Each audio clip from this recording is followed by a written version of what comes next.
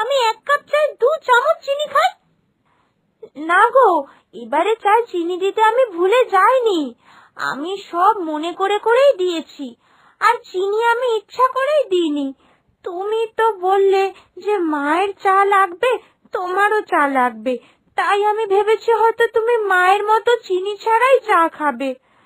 আমি এটা বুঝতে পারিনি গো। উফ, ভগবান! ভাগ্য করে একটা ছেলের বউ জুটিয়েছো তুমি আমার কপালে। থাক, তোমাকে আর কিচ্ছু করতে হবে না। এই, তোকে আর এই চাটা খেতে হবে না।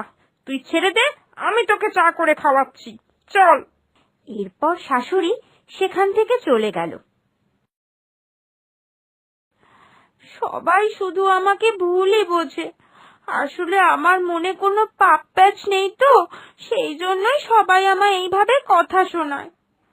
কানাই বাড়ি এসে যখন